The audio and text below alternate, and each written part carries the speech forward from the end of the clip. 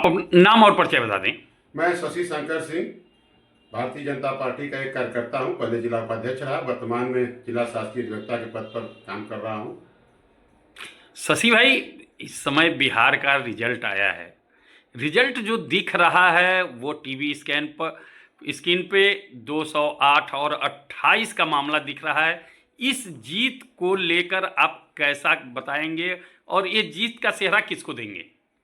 देखिए, जीत का सेहरा तो निश्चित रूप से प्रधानमंत्री जी के विकासपरक राजनीति का है, उनकी नीतियों का है, और नीतीश कुमार जी के सुशासन का है। ये हमारे दोनों नेताओं ने, और तीसरी बात कि बिहार की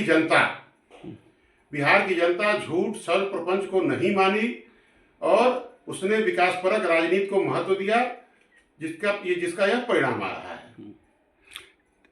क्या आप लोगों को कभी ये लगता था कि 208 के आसपास का आंकड़ा छू पाएगी भाजपा? और जिस तरह अन्य दलों ने आप लोगों को घेरा था और तरह तरह की बातें आ रही थी, जिसमें ये कहा जाता था कि अमित शाह ने वहाँ डेरा डाल लिया है हार की डर से, तो क्या लगता था कि उस समय तक ऐसा परिणाम आ सकता था? नहीं, देखिए, हार का तो कहीं प्रश्न ही नहीं था। जीत सुनिश्चित थी। हमारे गृह मंत्री जी माननीय अमित शाह जी मेहनती आदमी हैं, उनको आधुनिक राजनीति का चाणक्य कहा जाता है।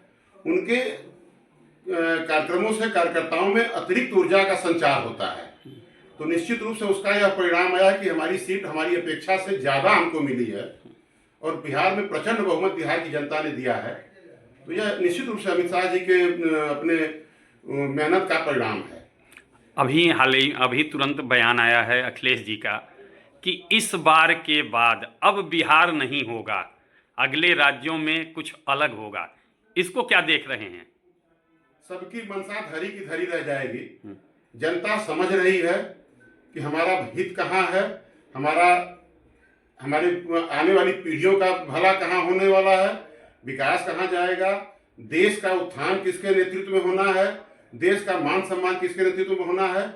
अब इस बार उत्तर प्रदेश में जो भी थोड़ा बहुत बचे हैं, अखिलेश जी का भी पत्ता साफ होने वाला है और सपा समाप्तवादी पार्टी बनकर के रह जाएगी।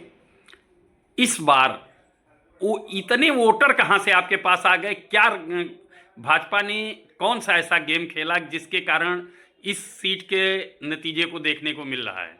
बिहार में अभी तक जो है विपक्ष की पार्टियां जो थी प्रोपेगेंडा चला करके तुष्टीकरण की राजनीति करती थी और आदरणीय प्रधानमंत्री जी का नारा ही था सबका साथ, सबका विकास, सबका विश्वास।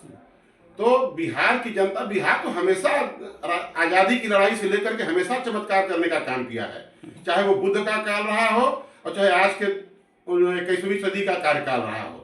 तो बिहार हमेशा आगे बढ़ चढ़ कर रहा है और बिहार ने एक संदेश दिया है, जो संदेश देश के कोने कोने में फैलेगा और निश्चित रूप से ये तुष्टीकरण की राजनीति करने वाले, विघटन की राजनीति करने वाली पार्टियों को समाप्त कर देने वाला है। इसमें कौन से वोटर बढ़े हैं इस चुनाव में? देखिए, इसमें निश्चित रूप से नीतीश जी के सुशासन को देखते हुए महिलाओं ने, आप देखते रहे होंगे कि महिलाएं कहती थी कि हम आज से 15 साल पहले, 20 साल पहले हम सड़कों पर निश्चिंत होकर, निर्भीक होकर नहीं निकल पाते थे, आज हम रात में भी घूम लेते हैं।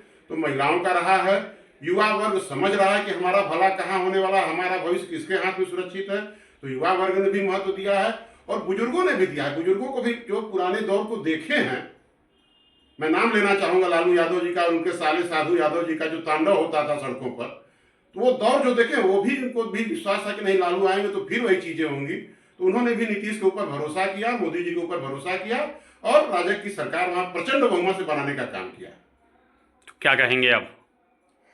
एकदम बिहार में बहार है, नीतीश कुमार है, लगातार है।